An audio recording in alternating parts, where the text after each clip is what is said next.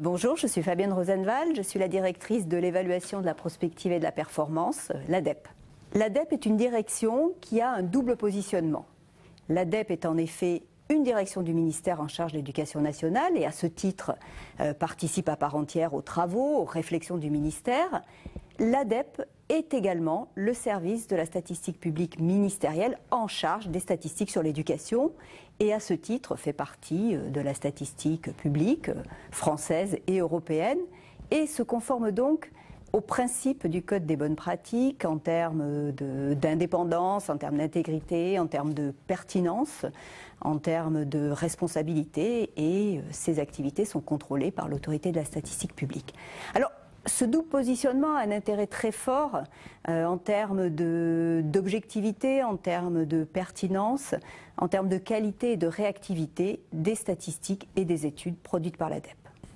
Les missions de l'ADEP découlent de son double positionnement, c'est-à-dire à la fois une direction du ministère en charge de l'éducation nationale et le service statistique publique ministériel en charge des statistiques sur l'éducation.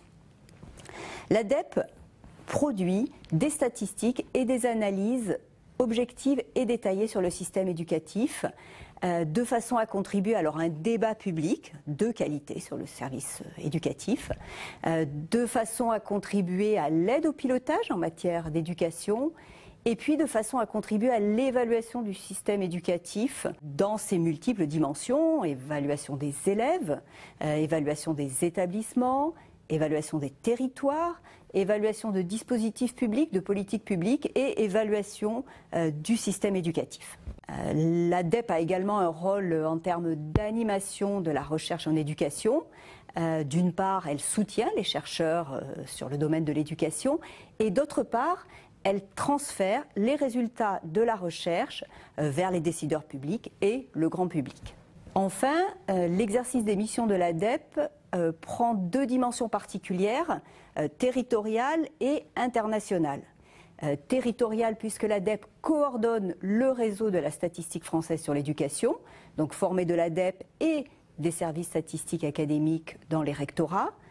Internationale, puisque l'ADEP s'implique. D'une part, elle assure des fonctions de représentation et d'expertise sur les statistiques, les indicateurs, les analyses sur l'éducation.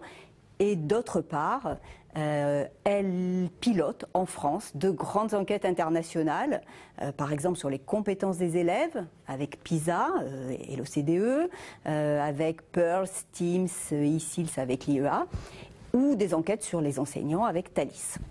L'une des priorités de l'ADEP, c'est d'élaborer et de mettre à disposition des informations objectives, pertinentes et documentées sur son site gratuitement, de façon à ce que tout le monde puisse s'en saisir. Alors sous forme de tableaux, sous forme de graphiques, sous forme de cartes, sous forme de séries chronologiques, sous forme d'études, sous forme d'analyses avec les données associées. Dans un contexte qui est marqué quand même par la prolifération de données, la statistique publique et donc l'ADEP pour l'éducation se doit de produire et de diffuser des informations de qualité et référencées pour éclairer les choix collectifs et le débat public.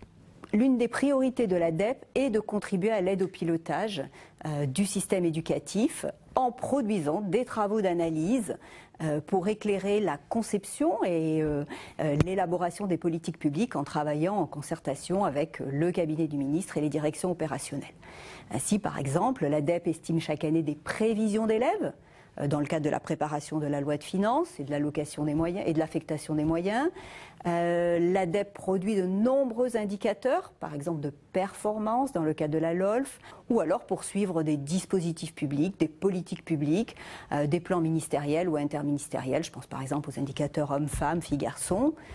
Et puis l'ADEP aussi construit des outils d'aide à la décision, par exemple le modèle d'allocation des moyens pour la DGESCO, ou des outils d'aide au pilotage pédagogique et stratégique avec les évaluations exhaustives des élèves, entrée de CP, entrée de CE1, entrée de 6e et entrée de seconde.